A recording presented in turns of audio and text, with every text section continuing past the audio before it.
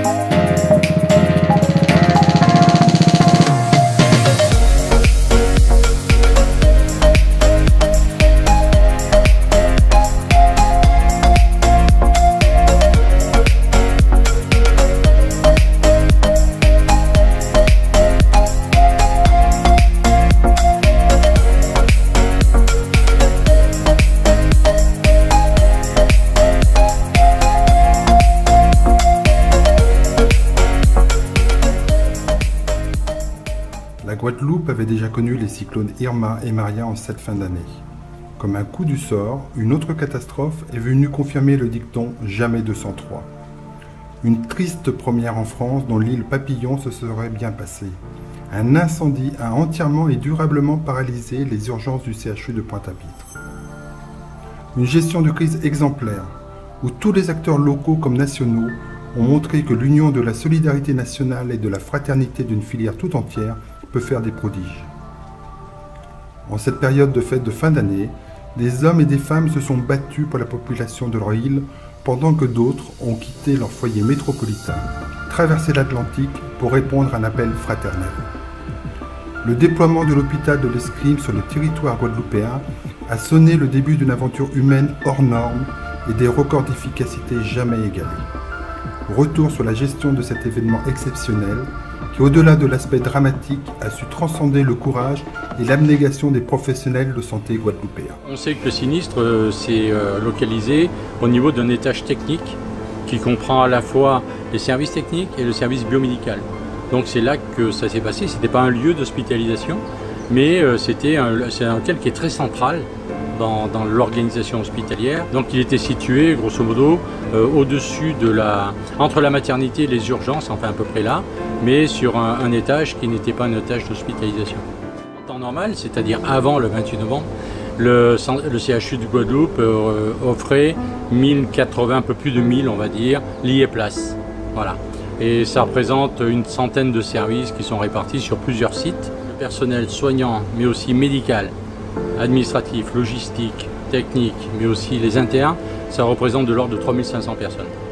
Donc c'est de très très loin le plus gros employeur de la Guadeloupe. On peut dire que c'est la structure centrale du système de santé guadeloupéen. On a évacué 1200 personnes en 4 heures, sans perdre un seul patient, sans perdre un seul salarié, sans qu'il y ait de conséquences humaines. On a assisté à quelque chose de phénoménal. Où les équipes ont mis, sous la responsabilité très importante de leur cadre, ont mis en œuvre les consignes qu'ils avaient apprises ou qu'on leur avait inculquées d'évacuation, dans le calme, sans panique, en prenant en charge tous les patients en fonction de leur état de santé. Le CHU s'est arrêté pour tout ce qui est court séjour. Il faut savoir que l'établissement a conservé ses activités de psychiatrie, mais aussi de soins de suite, et l'ensemble de services comme les maladies infectieuses qui sont implantés sur un autre site, comme Ricou. Mais globalement, toute l'activité de chirurgie, de médecine et d'obstétrique s'est arrêtée d'un seul coup. Donc ça veut dire qu'il a fallu que les autres établissements viennent à notre secours, viennent à notre aide pour pouvoir accueillir, soit en Guadeloupe, soit en Martinique, l'ensemble des patients qui étaient ce jour-là hospitalisés ou traités chez nous. L'ARS, bien sûr, était là aux premières heures de l'incendie. Nous avons à la fois immédiatement installé une cellule de crise au sein de l'agence et puis nous avons eu un représentant au sein de la cellule de crise du CHU. La mission de l'agence, c'est de faire le lien avec l'établissement et l'ensemble des autorités, y compris les autorités nationales. Donc on a notamment fait remonter le besoin de l'hôpital de campagne, l'ESCRIM, et puis ensuite toute l'organisation des filières de soins entre le CHU et les autres établissements, le centre hospitalier de Basse-Terre, le centre hospitalier de Cap-Esther, la clinique des Eaux-Claires, la polyclinique. Donc tout ça, c'est fait en lien très étroit entre le CHU, l'ARS et les autres établissements. D'ailleurs, chaque soir à 18 h, nous avons une conférence téléphonique qui réunit le CHU, les différents établissements, mais également les professionnels libéraux, parce qu'il y avait aussi un lien à faire avec la médecine libérale pour l'accueil des patients et éviter d'ailleurs que des patients se présentent aux urgences s'ils ne relèvent pas des urgences. On fera dans l'ordre, d'abord les structures de tente, ensuite le matériel médical et après tout ce qui est électricité. Mais de toute façon, ça sera en conduite. Le but, c'est qu'on envoie le premier camion dans moins de 2 heures, qu'il soit parti et sortira ici. Voilà, c'est un peu notre objectif ce matin. On fait face à un événement inédit. C'est la première fois en France qu'un CHU se retrouve avec une obligation d'évacuer les patients. La dernière fois, c'était au moment d'AZF à Toulouse, où finalement on avait évacué, les autorités avaient évacué un hôpital psychiatrique. Et là, un CHU, c'est beaucoup plus complexe. C'est de la médecine, de la chirurgie, de l'obstétrique, des services pointus, progression médicale assistée, la greffe rénale, les grands brûlés. Donc en fait, on est sur un exercice extrêmement difficile et qui fait suite, je dirais, à 2 mois d'intervalle d'un autre événement inédit, un cyclone de niveau 5 qui a été destructeur, où il a fallu aussi gérer la crise et aussi gérer un hôpital qui était partiellement détruit. Donc je dirais que nous avons ici en Guadeloupe et sur les îles de Saint-Martin et Saint-Barthélemy 2 événements d'ampleur nationale. Ce qu'il faut comprendre, c'est qu'on est en France. Et que la France est un des pays les mieux organisés en termes de prise en charge des urgences, des crises sanitaires. C'est pas pour rien qu'on envoie régulièrement des équipes françaises sur des terrains de guerre ou des terrains de séisme dans le monde. Donc on a une organisation, on a un savoir-faire. C'est-à-dire qu'on a tout un système de relais locaux, l'ARS notamment, l'ARS de zone, qui sont des relais vis-à-vis des gens qui sont au niveau national et qui coordonnent ça, notamment le Chorus, qui regroupe un ensemble de partenaires de santé publique, de réponse aux urgences, etc., la sécurité civile, et aussi les Prus, parce que les Prus est un partenaire incontournable. Les Prus est capable de mobiliser des dizaines de personnes dans d'autres hôpitaux qui viennent ici pendant 1 semaine, pendant 2 semaines pour nous prêter main forte. Les Prus, ce sont des réservistes, ce sont des professionnels de santé qui sont préparés à ça, qui acceptent du jour au lendemain, peut-être même du matin au soir à partir. Il y a le SAMU aussi, il y a le SDIS, tous ces gens-là sont associés. Après, il y a une coordination.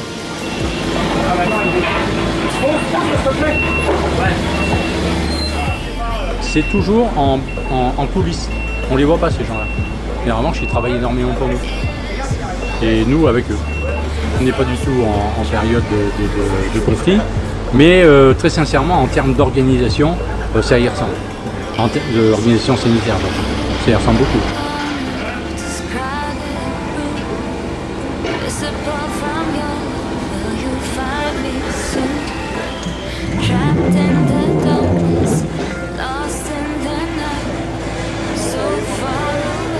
L'ESCRIM ne s'était pas déployé depuis 2010 en Haïti et les équipes de l'ESCRIM nous ont effectivement dit que c'était la première fois que l'ESCRIM était déployé sur le territoire français. La structure a une histoire qui est vieille de plus de 30 ans, puisque la première mission de cette structure, c'était en 1985 pour le tremblement de terre de Mexico, où le premier détachement médical aérotransportable de sécurité civile a été amené à Mexico en appui des unités de sauvetage des blêments de la sécurité civile qui travaillaient sur l'hôpital Juárez de Mexico.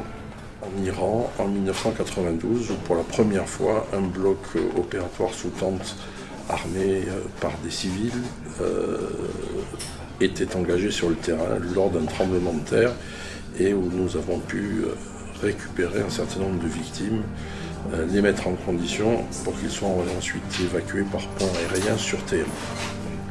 Donc ça a été la première mission chirurgicale, et derrière un certain nombre se sont enchaînés, dont la dernière en 2010 en Haïti. Une fois que tous nos relais fonctionnent, à commencer par nous, à nous d'exprimer clairement quels sont nos besoins, à nous de les faire remonter par les ARS, etc., etc. Au niveau national, il y a des cellules qui sont quasiment permanentes et qui ont décidé de l'adaptation des moyens de secours ou pas à la situation. Et donc après, c'est des échanges permanents, jour et nuit. Jour et nuit, on a des gens qui travaillent là-dessus qu'on ne voit pas. C'est ça qui est intéressant, c'est que là, on voit le résultat. On voit des tas de gens qu'on ne connaît pas, qui sont dans des uniformes différents. Tous ces gens-là, ils ne sont pas venus comme ça.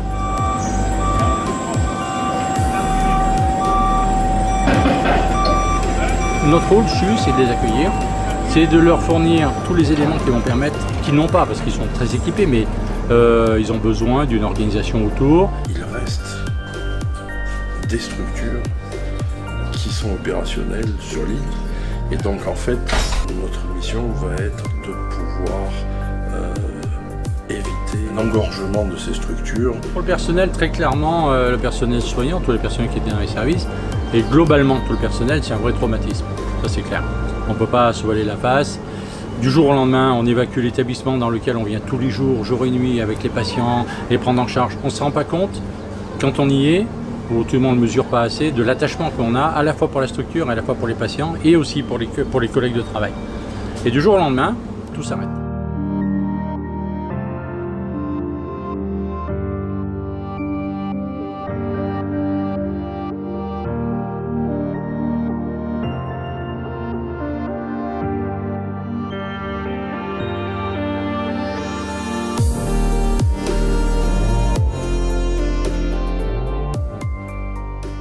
L'escrime, lui, il existait, il était en attente, parce que c'est fait pour ça, hein. C'est pas fait pour être rangé dans des garages, c'est fait pour partir. Actuellement, l'ensemble des urgences sont reventilées sur d'autres structures sur l'île. L'objectif est de soulager ces structures qui actuellement sont saturées, puisque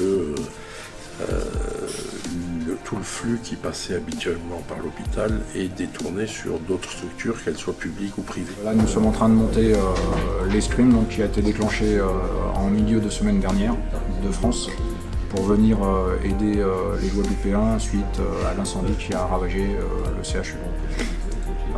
Actuellement, nous sommes à la phase de montage de la structure tente de l'hôpital.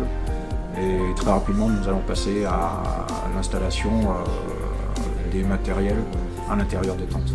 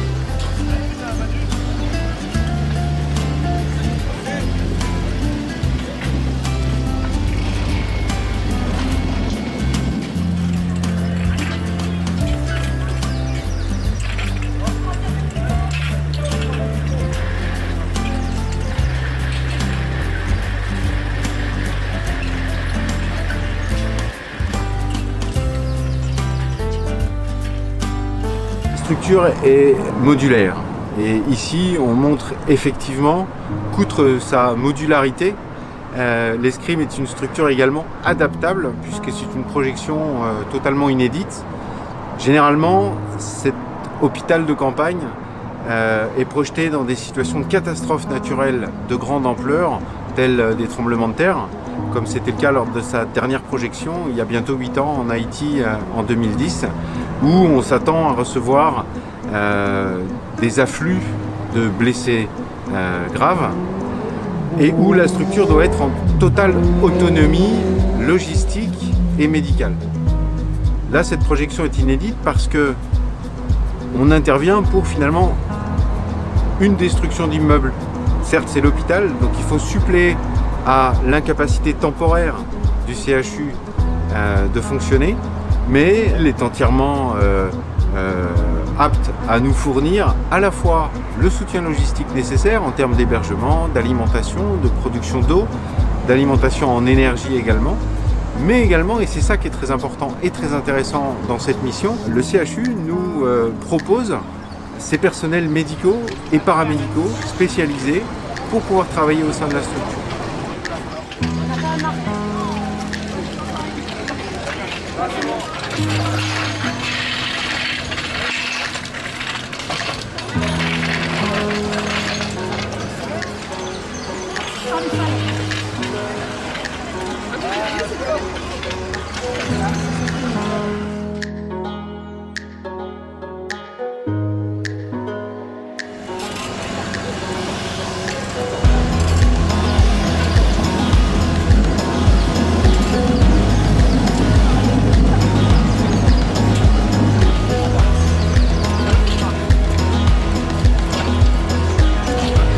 On est technicien au niveau de la logistique, on est responsable du matériel. On prépare et on connaît le matériel qu'il y a dans les caisses.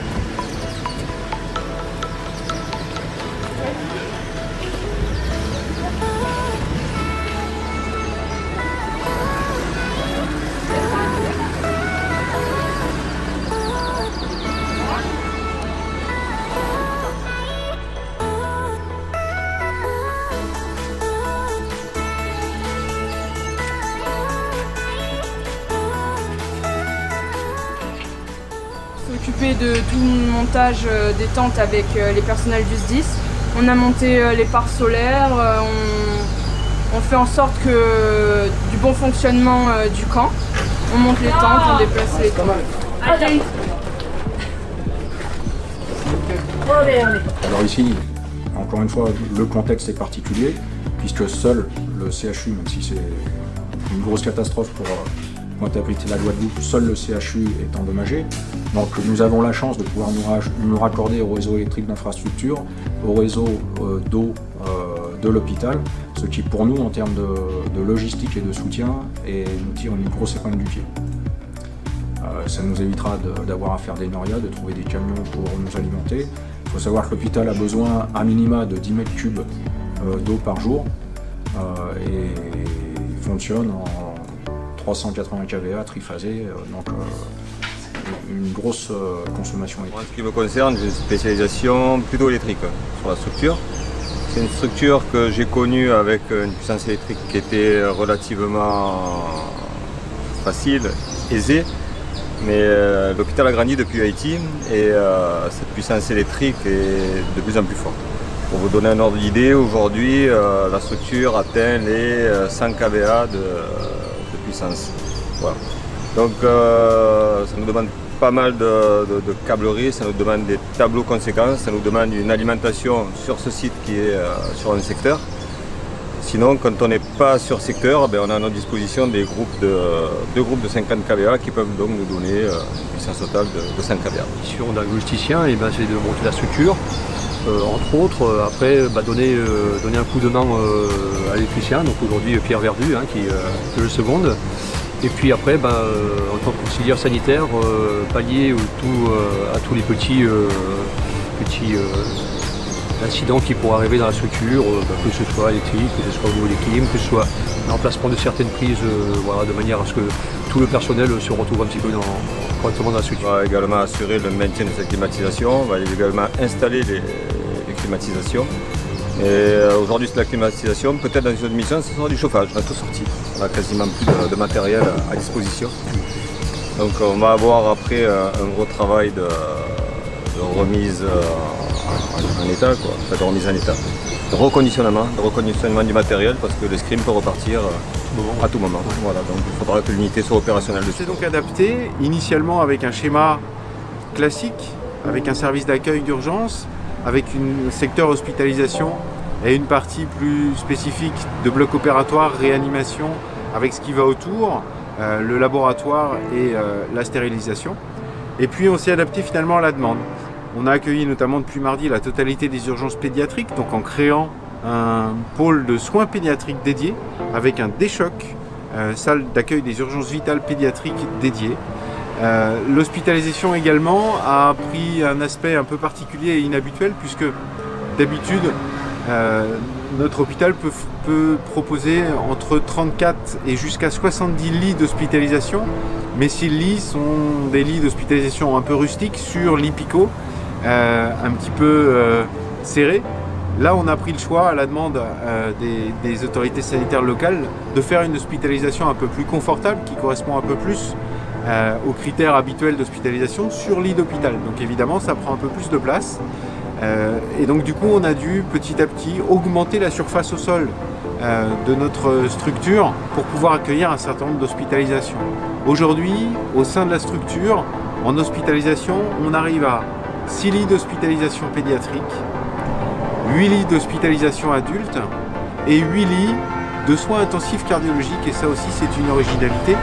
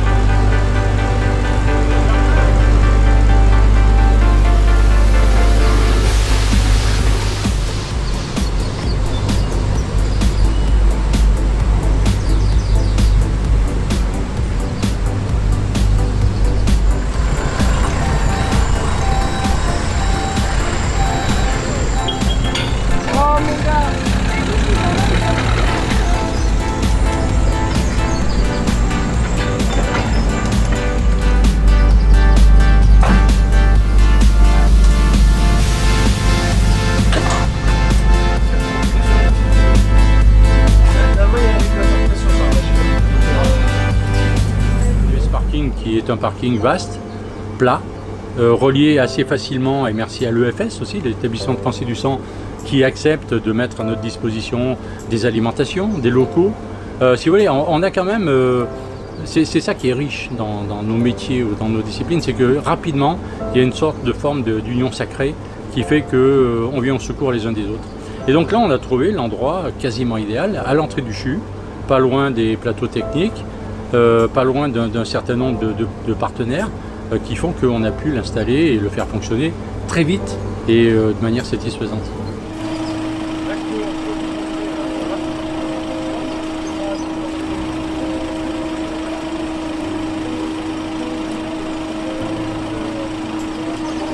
C'est un hôpital de campagne qui est destiné à l'intervention d'urgence. Ce qui nous est demandé, c'est de monter au niveau donc, de l'hôpital de Pointe-à-Pitre un service d'accueil d'urgence non vitale. La structure est composé de deux parties. Une première partie qui est l'accueil des urgences, puis vous avez une partie d'hospitalisation. Et derrière, on a tout le plateau technique.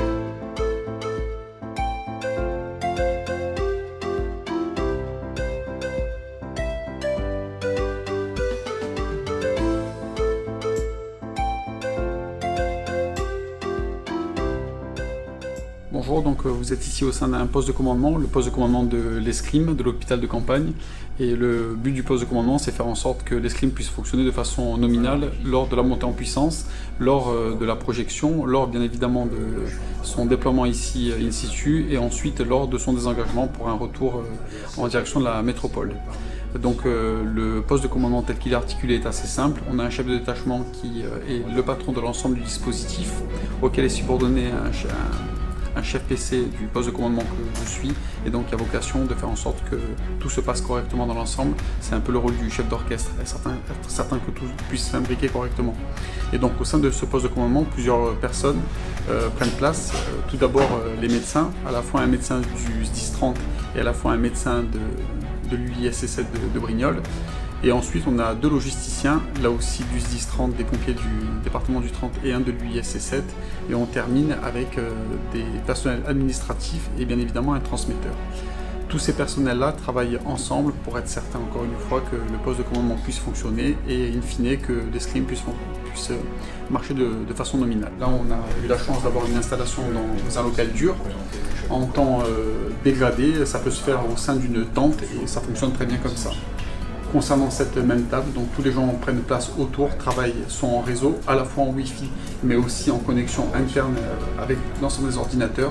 Et on utilise l'ensemble des murs lorsqu'on a une salle ou l'ensemble de supports tableau pour arriver à afficher l'ensemble des documents dont nous avons besoin. La durée de la mission, moi j'ai pour mandat 4 semaines. Et ensuite, mes autorités me diront si nous prolongeons, si nous plions. Il faut 10 janvier. Ah oui. Parce qu'initialement on avait dit qu'il n'y avait pas de date, mais si en fait il y a une date. Dans les conventions, il y a un délai, alors il n'y a pas de date, mais 6 semaines ou 40 jours. Ouais. La date on la trouve. Oui, c'est ça, voilà, moi c'est ce que j'ai planifié. Après, en fonction, c'est glissant. C'est ça, c'est qu'effectivement, c'est comment ils s'organisent.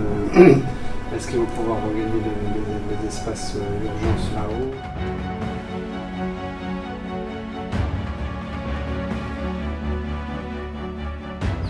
Voilà, donc nous arrivons comme dans n'importe quel service d'urgence, nous arrivons sur la première prise en charge des victimes ou des malades, qui est le service administratif et qui est pris en charge par les services administratifs du CHU.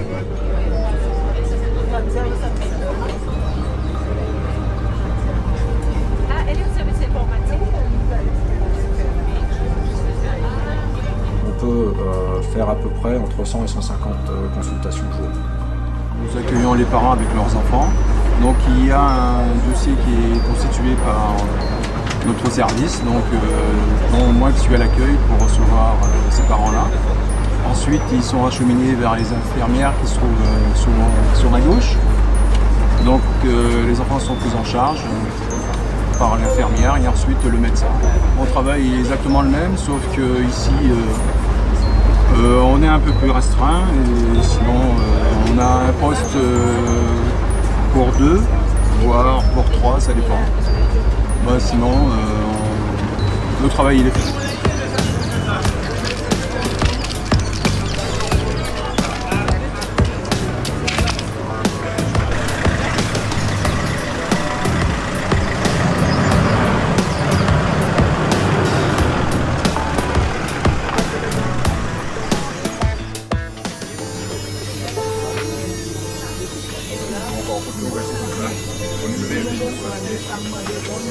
Même l'ESCRIM montée, les gens avaient du mal à imaginer que c'était ça les urgences. Et aujourd'hui, on a 100, 120 passages par jour, adultes et enfants, avec une prise en charge complète. Ensuite, la victime, normalement, est examinée par l'infirmière d'accueil et d'orientation qui est ici et qui va juger de la meilleure orientation pour le malade arrivant. Elle va choisir soit vers une salle de soins, soit vers une salle de traumato, soit vers une salle pédiatrique. Soit si l'état était très grave ou alors nécessitant des gestes rapides de prise en charge, un service de déchocage. Le fun Christ. Non. Et ouais.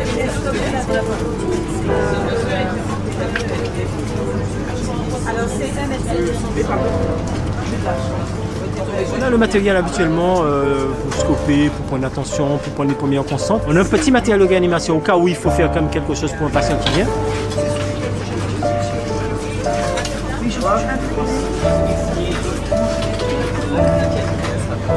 On a du matériel d'urgence, on a les médicaments de l'urgence, on a les médicaments injectables, on a les médicaments comprimés. On a un personnel qualifié, parce que c'est vraiment un personnel des urgences qualifié, renforcé par différents services. Nous n'avons pas pour mandat et pour objectif de nous suppléer au personnel médical guadeloupéen. C'est-à-dire que nous allons travailler en liaison avec le personnel médical de l'hôpital qui va s'approprier nos moyens et travailler comme s'il était au plus près de s'il était dans l'hôpital. Nos spécialistes étant là pour les aider et les accompagner et prendre en main les matériels. Ah ok.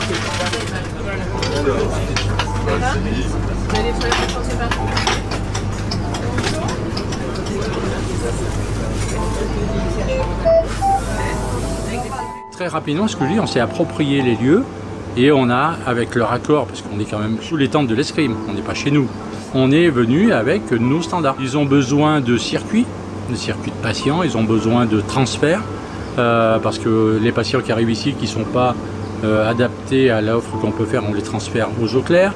Ils ont besoin d'un PC qui s'est installé dans l'établissement français du sang, etc. Après, il y a la collaboration. Et ça, c'est un peu magique parce qu'à chaque fois, c'est la même histoire. C'est-à-dire que tu as des gens qui arrivent, du jour au lendemain, ils ne se connaissent pas, et puis pof. Et là, on a réussi vraiment à ce que ça fonctionne très très bien. Et que, donc, ils sont venus avec un nombre de personnel important, soit logistique, soit soignants et médicaux. Et ces derniers étaient là pour faire du tuilage. C'est-à-dire faire en sorte que nos équipes s'approprient l'escrime. L'approprient au sens de son fonctionnement. Parce que c'est très déstabilisant. Même si on fait la même chose avec les mêmes patients, c'est totalement différent. Donc ça c'est excessivement important, c'est-à-dire que nous on a fait en sorte que nos personnels, et grâce à leur cadre, grâce à leurs médecins, grâce à eux-mêmes, s'intègrent dans ce dispositif et en fassent leur outil de travail. J'assure ici le rôle de logisticien en interface avec, entre les équipes du CHU et les équipes de la structure escrime. Il n'y a pas d'autres structures d'accueil des urgences pédiatriques. Et en dehors de, là aussi, l'enfant traumatisé très sévère, polytraumatisme, qui doit être aussi acheminé au déchocage de la clinique des hôpitaux.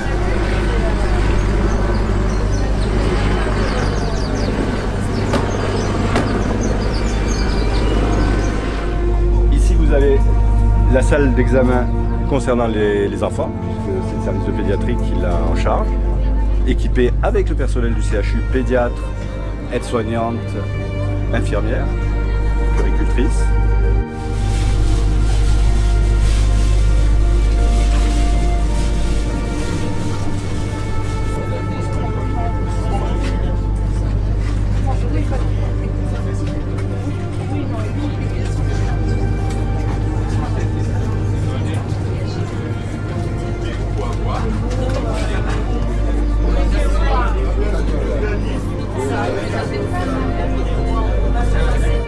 Donc là, vous pouvez avoir le box de surveillance et de prise en charge des malades adultes.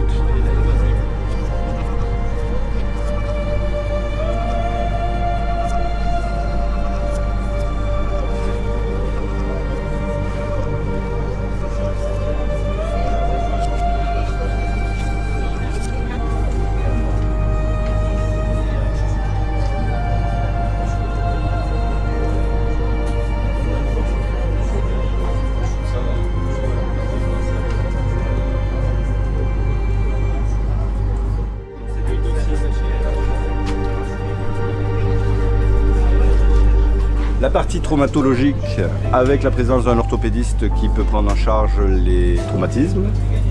Le secteur d'examen, c'est une prise en charge clinique et nous avons à leur disposition, nous le verrons plus tard, un service de radiologie et un service de laboratoire qui permet de faire des examens simples qui permettent de prendre en charge les malades. S'il y avait des examens beaucoup plus compliqués, type scanner, IRM ou examen biologique spécifique, ils seront transférés vers d'autres filières qui ont été installées sur la Guadeloupe en utilisant les autres moyens évidemment qui sont en place, type clinique et autres centres hospitaliers. Je vous emmène les étiquettes, allez pompiers les ont encore.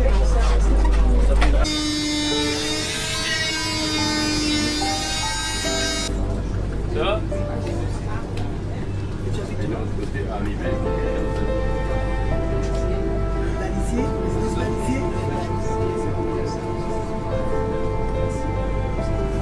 c'est un service d'accueil d'urgence qui est dans les normes d'un service d'accueil d'urgence hospitalier. Lorsque l'escrime a été déployé, donc, on nous avait indiqué que 40 personnels allaient arriver avec l'escrime, 26 si mes souvenirs sont bons pour déployer l'escrime et puis 14 qui sont des soignants pour accompagner les équipes du CHU. Parce qu'effectivement, ce qui est important de savoir, c'est que le CHU devait armer l'escrime avec ses personnels en lien avec la quinzaine de soignants qui arrivaient de métropole. Le fait que l'escrime soit sur place, c'était très important. Parce que ça veut dire qu'on ne déporte pas cette activité, on est capable de la gérer ici. C'est un gros dispositif, hein. Il faut vraiment le gérer. Dans le CHU, accepter d'avoir un village de tentes dans lequel on a des urgences, dans lesquelles on peut opérer, faire des examens, etc. C'est extraordinaire comme situation. Moi, je trouve que les gens qui ont conçu et qui ont accepté que ce dispositif vienne ici sont des gens qui ont compris la nécessité de le faire parce que c'est coûteux, c'est compliqué. C'était un message très fort. N'importe qui vient au CHU maintenant, il sait qu'on y soigne des gens. Donc ça nous a permis aussi, aujourd'hui, on est vers d'autres ouvertures de services. Et ce passage-là, il fait, au-delà du fonctionnel, il est aussi très symbolique. Et ça, je trouve que c'est très important. Aujourd'hui, l'escrime, petit à petit, en s'étant développé, en ayant augmenté un petit peu ses capacités spécifiques à la demande locale, représente une surface hospitalière jamais égalée, puisqu'on arrive à près de 1000 m² de surface. Pour mémoire, en Haïti, l'escrime occupait 680 m² au sol. Là, on a 1000 m², c'est quelque chose là aussi d'inédit. Et là, vous avez combien d'enfants aujourd'hui? Alors en UHCD, je crois qu'ils sont à 4 maintenant. 4, 5, et il n'y a personne qui est en soins intensifs en tant que tel, mais on est quand même là parce qu'on est sollicité régulièrement pour des nouveaux transferts. Très instable. Là, il y en a un que je vais monter à l'ESIC pour la cardio. Il y a heureusement ceux qui sont là aussi juste pour une surveillance. Oui, parce que théoriquement, les patients qui arrivent ici sont théoriquement devraient être plutôt stables. Ouais, c'est ça. Le travail au sein de l'escrime, donc ce sont effectivement les médecins, les infirmiers, les aides-soignants, les ASH du CHU qui se relaient pour travailler au sein de la structure. Les 3 médecins, les 8 infirmiers, sachant, connaissant l'escrime, puisque travaillant dessus depuis des années, sont là un petit peu évidemment pour y travailler et faire des soins au profit des patients, mais sont surtout là en appui des personnels de santé locaux pour les aider à utiliser cet outil qui est particulier de manière à ce qu'ils puissent y travailler le plus aisément possible. On est là pour répondre également à leurs demandes d'amélioration des conditions d'hébergement, des conditions d'accueil des patients. Et a priori, jusqu'à présent, on arrive à peu près à 350 patients vus depuis l'ouverture. Il semble que ça se passe relativement bien et que la mission est pour le moment remplie. Ce n'est pas un centre de tri, ce n'est pas un dispensaire, c'est une structure beaucoup plus lourde, médico-chirurgicale, qui permet un premier traitement relativement lourd sous anesthésie générale, en attendant de pouvoir ensuite bénéficier d'une chirurgie réparatrice. On peut faire de la chirurgie de sauvetage. S'il y a nécessité de garder les malades en observation ou dans l'attente de les transférer sur d'autres services plus adaptés, nous avons un service d'hospitalisation de courte durée que nous allons voir.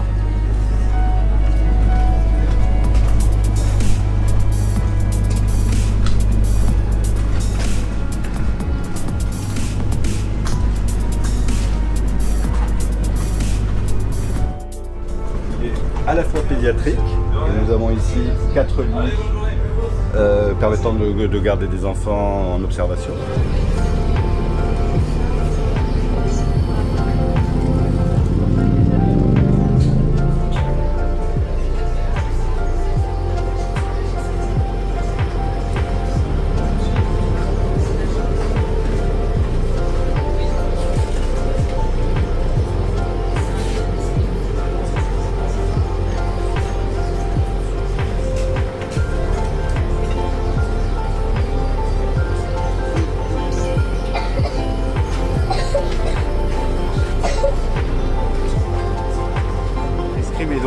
Arrivé samedi à Pointe-à-Pitre, a été ouvert dès dimanche soir.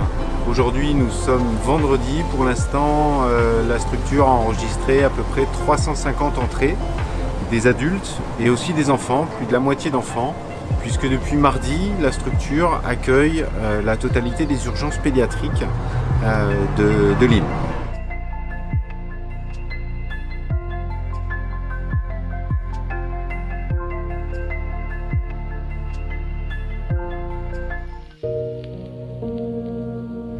Et nous avons ici 8 lits pour garder des adultes en hospitalisation. La capacité totale, on pourrait monter à 18 lits si besoin. Chaque lit est surveillé par du personnel et par des éléments qui permettent une surveillance constante des personnes hospitalisées.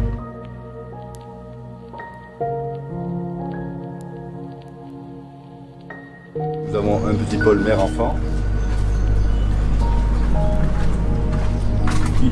qui permettrait de prendre en charge un accouchement inopiné si une personne venait à se présenter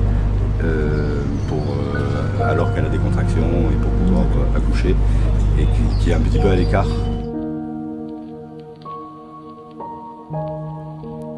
Cette tente qui nous sert de déchocage pédiatrique, on s'est recentré sur une activité la plus urgente possible et en fait on essaye d'optimiser le matériel pour la prise en charge de l'enfant le plus grave, ce qui est vraiment la première nécessité, et on obtient, ma foi, avec l'aide de nos collègues de l'Escrime, quelque chose de fonctionnel, avec plus de métrage carré que ce qu'on avait jusque-là, ce qui nous permet d'être plus fonctionnel et d'être en attente des situations graves de prise en charge d'enfants. Je suis pédiatre responsable du service normalement de soins critiques pédiatriques, service qui a entre guillemets volé en éclats suite aux événements de la semaine dernière, avec plusieurs unités qui ne sont pour l'instant plus réaménageables en l'état. Donc en attendant, ma foi, on porte main forte pour la partie la plus urgente, c'est justement les urgences pédiatriques et le transport interhospitalier pédiatrique. On a un partenariat très étroit. Depuis ce matin, là, on rencontre nos collègues et les dirigeants de l'Escrime, et ils ont une très bonne réactivité. Donc pour nous réanimateurs, c'est quelque chose qui compte, et on est sur le même, on a le même discours, le même dialogue et sur un même terrain d'entente. On a ici en fait ce qu'il faut pour prendre en charge un enfant qui va mal. Bien entendu le lit pour l'accueil, de quoi vérifier ses paramètres vitaux, de quoi l'aider à respirer, de quoi le perfuser, de quoi l'oxygéner avec des appareils qu'on a ramenés, de quoi vérifier par échographie s'il y a quelque chose qui saigne dans le ventre par exemple. Donc c'est vraiment de la grosse urgence non polytraumatisé. Pour l'instant, le polytraumatisé doit être géré à un endroit où le scanner est disponible et une salle d'intervention disponible. Dans quelques jours, j'espère que ça pourra être recentré sur le CHU. Pour l'instant, c'est encore délocalisé. Pour les malades qui arriveraient avec une atteinte d'une fonction vitale, nous avons la possibilité de les prendre de manière un petit peu plus isolée dans cette salle de déchocage, qui est équipée pour accueillir 2 personnes en état critique.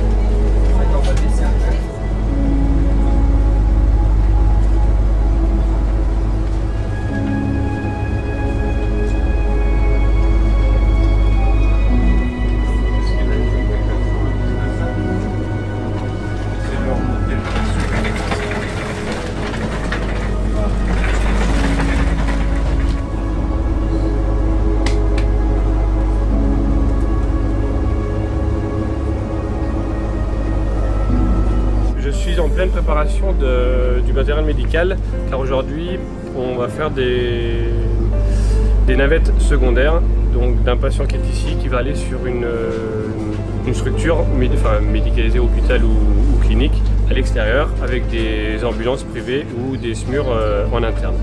Donc du coup j'ai préparé du matériel médical, exactement pour un médecin et un infirmier si c'est médicalisé, et si c'est non médicalisé, un infirmier et un auxiliaire sanitaire va partir en ambulance pour emmener le patient du coup sur l'autre structure. Donc là j'ai préparé le matériel.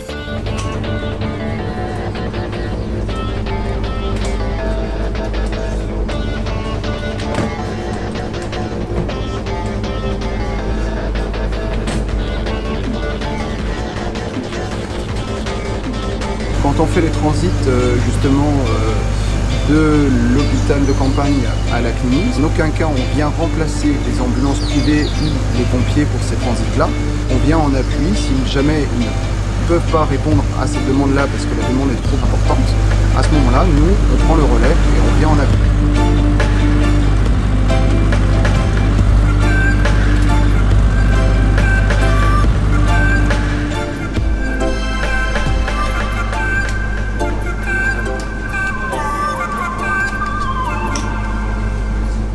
Partie examen peut être réalisée à l'intérieur même de la structure. La partie radiologie et échographie. Le plus souvent, nous accueillons des urgences, donc avec ce type de matériel radio.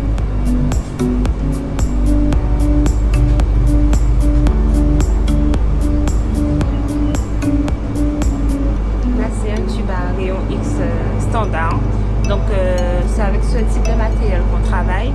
Donc bien entendu il est un peu moins sophistiqué, mais dans l'ensemble il fait des radios tout comme un matériel qu'on a en salle.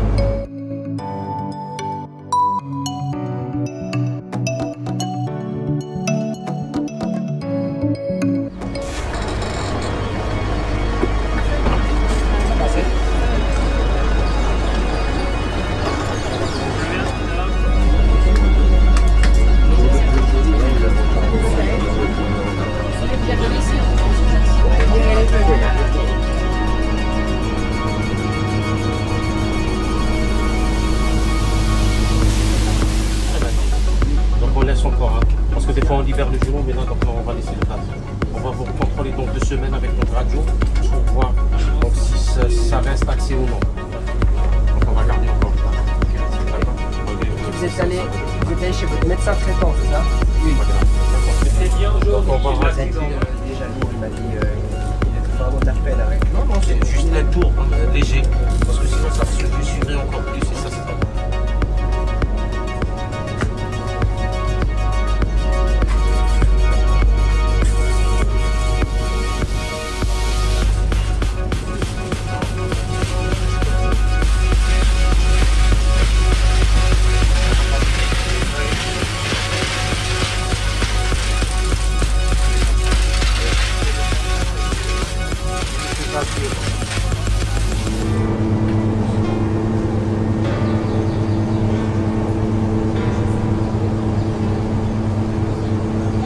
La partie biologie qui nous sert aussi de pharmacie pour la gestion de l'ensemble des médicaments et oxygène à l'intérieur de la structure. Sur le dispositif, on m'a alloué les fonctions d'aide à la pharmacienne et laborantine, la colonne SREF. Donc je gère sur les lots opérationnels du DAMO tout ce qui est partie médicaments et matériel qui graille tout ce qui se trouve dans l'hôpital. Je suis allée chercher dans la rivière.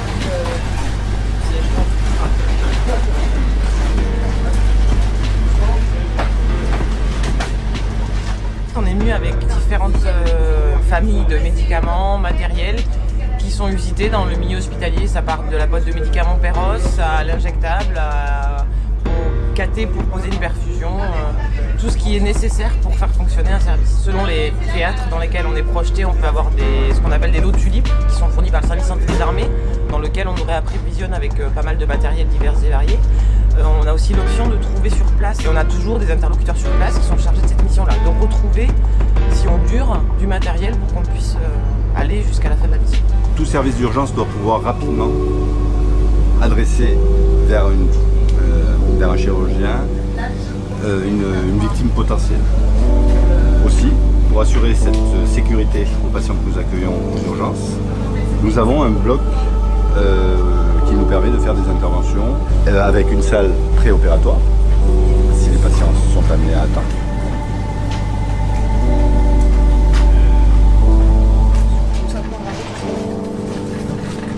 Si ça laisse après tu as 1, 2, 3, 4 pour pas capter. Un pour pas encore. Combien 4? Le détachement de l'escrime est constitué pour partie de pompiers du Gard qui assurent essentiellement la partie chirurgicale et une partie médicale, radiologique, etc.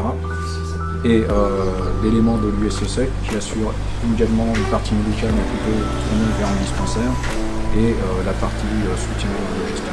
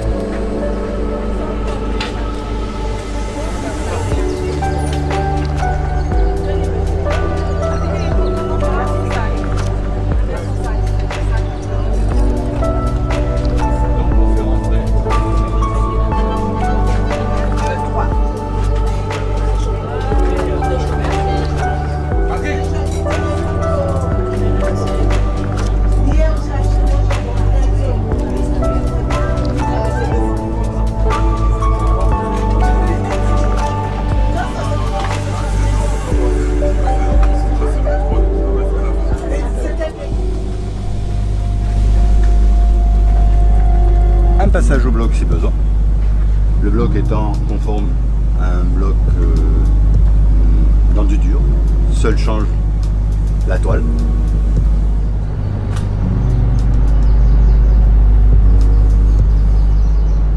Un bloc chirurgical qui est capable de faire des opérations d'urgence. Comme ici, le contexte n'est pas notre contexte d'intervention habituel, parce que d'habitude nous intervenons dans un pays ravagé par une catastrophe naturelle, comme un tremblement de terre, de grosses inondations, etc., où toutes les structures sont tombées et ne peuvent plus être utilisées.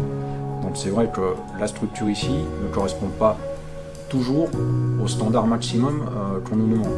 Donc, nous sommes justement en train de faire en sorte d'essayer d'atteindre ces standards, mais pour les opérations de chirurgie courante, planifiées, etc., nous n'avons pas lieu de les réaliser. Nous réaliserons des opérations de chirurgie vraiment urgentes, le but n'étant pas de soigner des patients qui devraient être opérés dans 3 ou 4 mois, ou qui devaient être opérés il y a 3 ou 4 mois. Nous, c'est vraiment de l'urgence.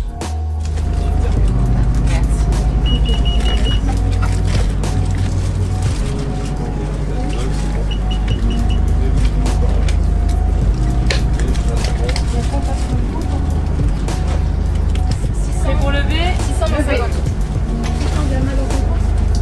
600 gamma dans 50. 100 gamma dans 50. Ouais. Est-ce que vous arrivez à descendre encore un petit peu, monsieur?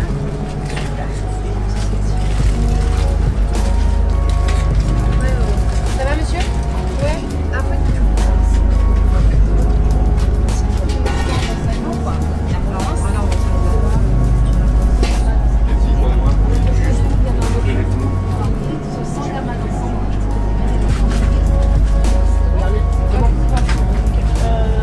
C'est bon pour le scope, Olivier? Ouais, Il est content? Il est pas encore bon.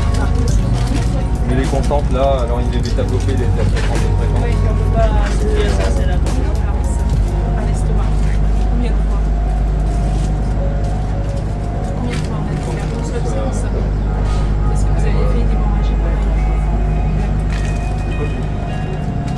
C'est la même chose. C'est que depuis l'hôpital. Si normalement vous preniez des allergies à quelque chose, et on vous a déjà opéré dans le passé aussi.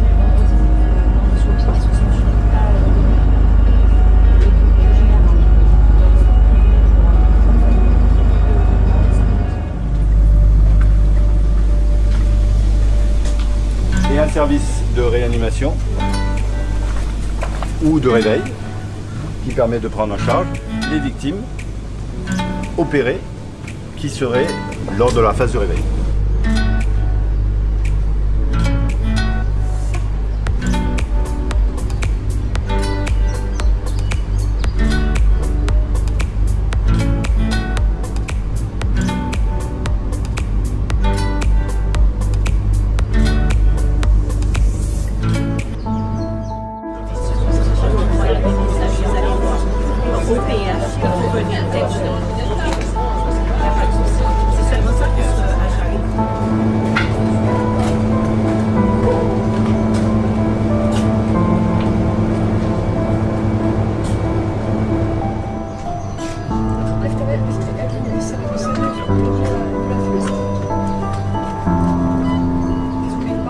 Oui. Derrière toi.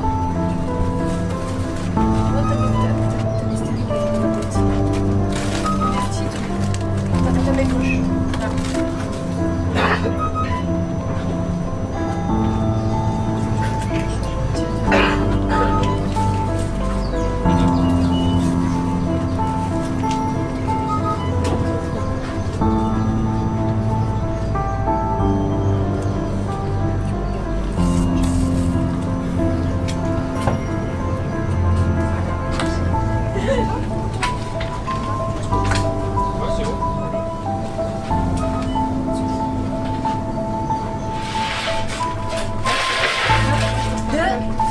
Avec l'oxygène, ça pose top, ma chérie.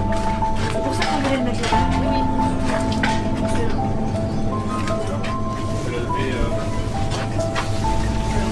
C'est un bouchon, une mis ou pas?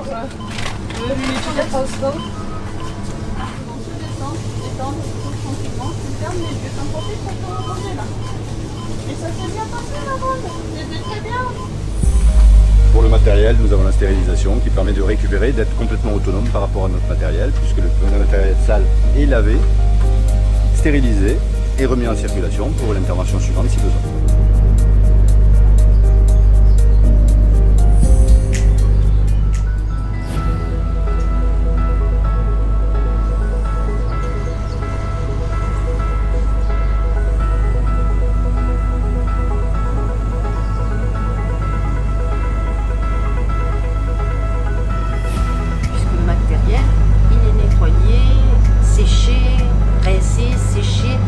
Emballé, stérilisé et conditionné. Nous avons une chefté, si on peut dire. Moi, je suis que la référente, qui a un DU d'hygiène et de stérilisation, qui a mis en place un cahier de procédure de stérilisation, vous voyez, où tout le déroulement est écrit. On va dire que c'est le livret de stérilisation. C'est un livret, le livre blanc, si on peut dire. Voilà. Où tout est écrit, le mode d'utilisation et la procédure obligatoire. Vous avez un premier bac qui arrive du bloc ou des urgences très sales qui va être nettoyé grossièrement. Ensuite, il y a une première désinfection dans ce bac-là avec du septanios pour un sachet pour 5 litres. Là, on nettoie pas, on laisse tremper, on enlève tous les microbes, on va dire, qui seraient sur les appareils. Ensuite, on fait un rinçage simple dans ce bac. Ensuite, on met tout le matériel dans ce bac-ci, qui est la même chose, c'est avec du septanios pour bien désinfecter. Et là, on brosse, on nettoie correctement. Et ensuite, on rince activement au niveau du lavabo. Nous avons un dernier bac qui est optionnel, que nous allons faire tremper aussi le matériel pendant 10 à 15 minutes pour être sûr que toutes les bactéries ont été éliminées. Une fois ceci fait, le trempage fait, nous sortons ce bac là, donc nous sortons ce bac. D'ailleurs, il en reste un encore dedans que je n'ai pas vu. Voilà. Et le matériel, on le sort ici et on le fait sécher. Une fois qu'il est sec, on le remet dans nos emballages ou dans un emballage, dans des containers exprès ou dans des emballages papier sous double emballage avec nos deux certisseuses, comme ceci. Une fois ceci fait, on n'oublie pas de mettre le petit intégrateur dedans, parce que ce matériel va passer dans les autoclaves. Il faut être sûr qu'il soit bien stérile. Donc la couleur doit changer. La couleur doit être de cette couleur-là une fois qu'elle a passé à l'autoclave. Comme ça on vérifie. C'est la vérification ultime, si on peut dire. Donc une fois que ceci est fait, nous les mettons dans les autoclaves correspondants. Donc celui-ci est un moyen qui fait 30 litres, le petit 20 litres et le gros 100 litres. Une fois que ça a été stérilisé, on doit avoir une traçabilité. Et donc on a des feuilles de suivi pour chaque autoclave avec le nom du matériel qu'on a nettoyé et stérilisé, ainsi que le cycle qui a été effectué pour stériliser le matériel, donc ou du métal ou du plastique. On doit le valider, marquer si l'intégrateur que je viens de vous montrer a changé de couleur, et on doit mettre le numéro de stérilisation. Et le cycle est fait. Et après, nous avons nos étagères pour poser notre matériel stérile. Tout ceci a été stérilisé en 36 heures. Voilà. Et pris à l'emploi.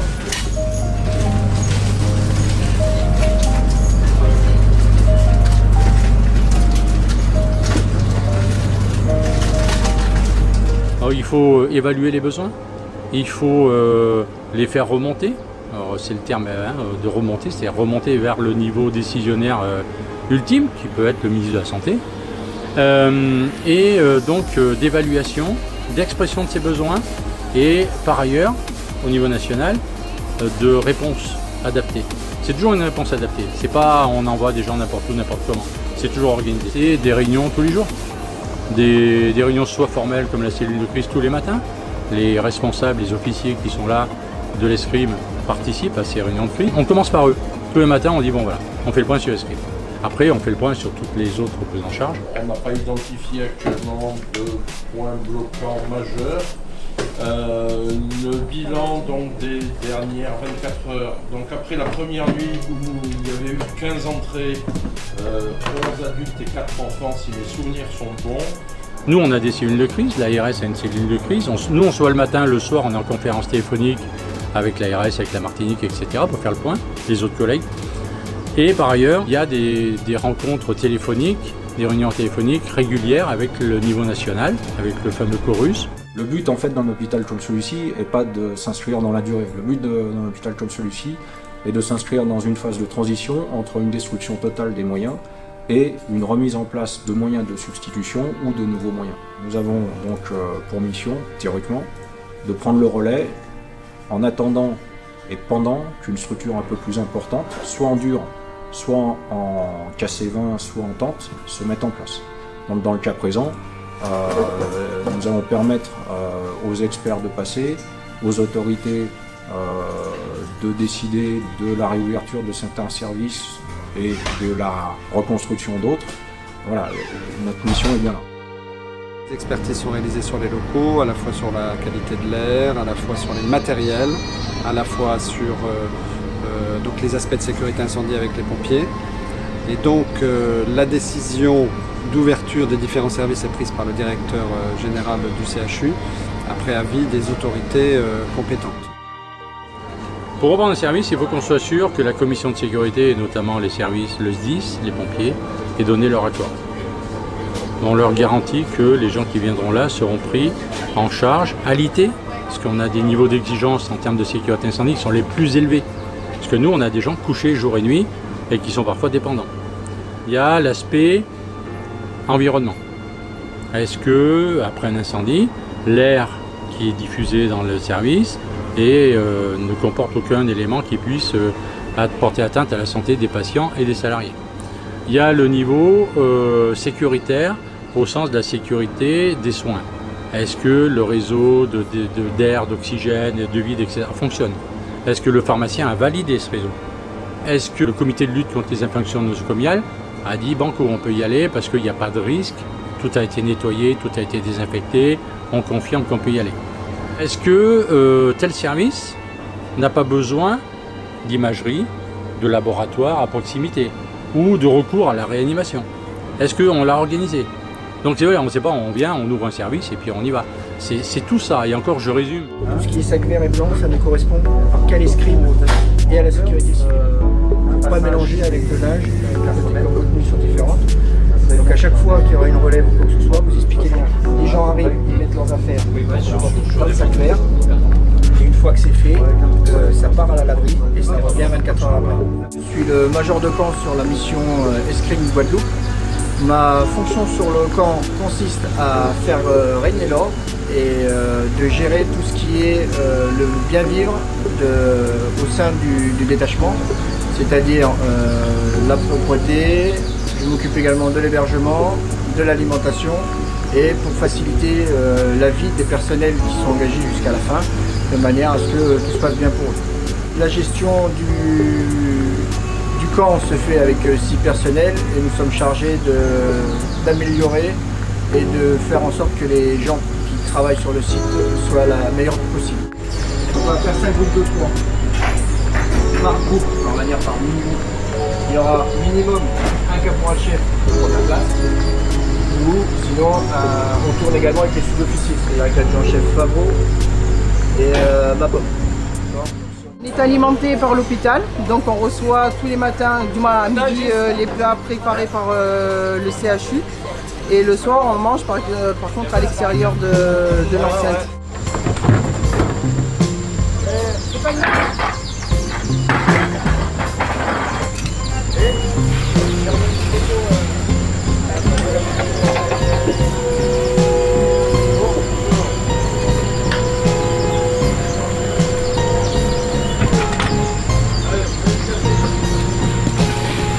La fonction est également d'alimenter tous les personnels du CHU qui travaillent avec nous sur le site, alors les personnels civils, militaires, pompiers, mais aussi tous les malades.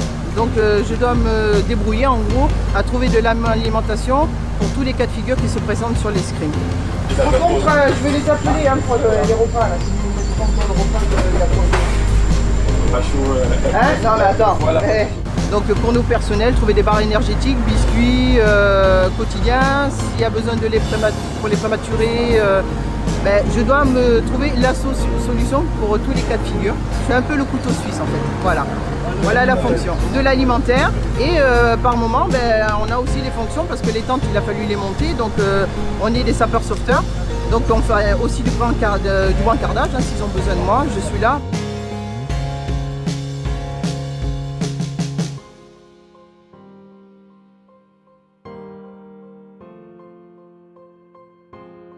Là on s'occupe de tout ce qui est les caisses, mais aussi tout ce qui est nourriture, tous les scripts.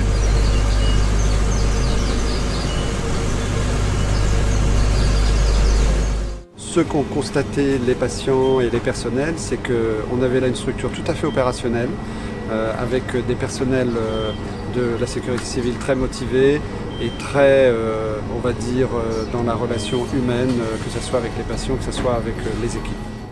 Sans cet hôpital de campagne, on ne pouvait pas accueillir les gens. Les urgences des eaux claires, malgré tous les efforts de leurs équipes et de nos équipes, auraient complètement explosé. C'est l'escrime dans le CHU. Et là, on a un rôle très important d'appropriation du dispositif. C'est plus des équipes les unes avec les autres, c'est une équipe. Même si les gens viennent de l'escrime, si les gens viennent de l'Eprus, si les gens viennent du CHU, parce qu'on a toute cette communauté qui est en train de se créer. Tous ces gens-là sont des gens de santé publique. Et donc ils concourent à la même, on les voit passer, je regarde derrière vous, on va passer des gens en blanc, en bleu marine, etc., de toutes les couleurs, de toutes les origines, et ils ont fait un seul souci, c'est de prendre en charge les patients guadeloupéens. La structure en elle-même vient effectivement pallier à la fermeture temporaire de l'hôpital. En revanche, la continuité des soins se fait parce que ce sont bien les personnels médicaux et paramédicaux de Pointe-à-Pitre, de l'île, qui travaillent au sein de la structure. Et c'est ça qui fait toute l'originalité de cette mission. Mon rôle en tant que cadre de santé dans l'encadrement de nuit, c'est d'accompagner les équipes justement pour maintenir la qualité des soins et la sécurité aussi des soins pour les patients. Ça a été un très grand changement puisqu'il a fallu dans un premier temps déjà que nous puissions, moi de même que aussi l'équipe, le personnel, que nous puissions nous adapter à ces nouveaux locaux, au matériel, à l'accueil des patients. Mais je pense que le professionnalisme a pris le dessus. Avant tout, c'est la sécurité des patients qui prime et surtout la qualité des soins. Donc je trouve que le personnel s'est très vite adapté en fait à ces locaux. Je trouve, en dehors de l'aspect dramatique, que les gens qui sont là vivent une aventure dont ils se souviendront et dont ils seront obligés de tirer les conséquences, les enseignements en tout cas. On ne pourra pas travailler de la même manière plus tard que ce qu'on faisait auparavant. On le faisait déjà bien, mais là on sait, il y a un certain nombre de choses qu'on a appris. Une grande richesse sur le plan tant personnel que professionnel, d'accord, de s'adapter, de vivre cette aventure, j'ai envie de dire, sur le plan professionnel, c'est très très riche parce qu'on ne se serait jamais imaginé qu'un jour on aurait vécu comme ça quand on a quand même travaillé pendant de longues années dans la tour, la grande tour, se retrouver comme ça dans un hôpital de campagne, ça n'a pas été évident, mais je pense que tout le monde s'y est mis avec un grand cœur. Pour la première fois de l'histoire de l'escrime, même si les conditions sont bien évidemment malheureuses, mais nous sommes fiers et heureux de pouvoir nous investir et intervenir au profit de la population française et nos territoires d'outre-mer. C'est ma première mission personnellement, du coup je suis très contente d'être ici et aider les Guadeloupéens, je trouve ça bien. Pour nous, une grande fierté et de montrer que cet outil n'a pas qu'une vocation d'opération extérieure au profit de pays étrangers, mais peut également être utilisé au profit des Français en cas de crise. C'est une très belle mission. Il y a une bonne ambiance avec les pompiers, les civils, même les malades.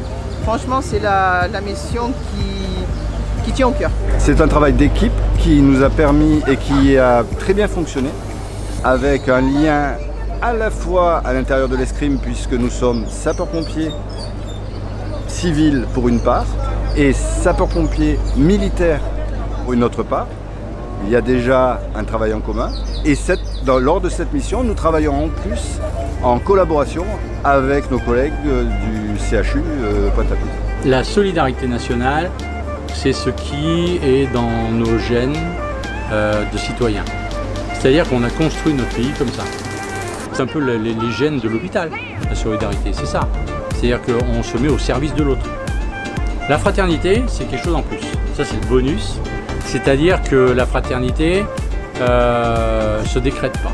Elle se vit, elle se crée, mais d'elle-même. Et la fraternité, c'est ce qui fait un peu l'homme. Et la femme, bien sûr, je parle de l'humanité en général. Et c'est ce qui va faire que, au-delà de cette solidarité nationale, on va être encore plus fort. C'est-à-dire qu'on va y mettre un peu de ce qu'on est nous-mêmes. C'est-à-dire qu'on va aller au-delà, les gens vont faire autre chose en plus que ce pourquoi ils sont là.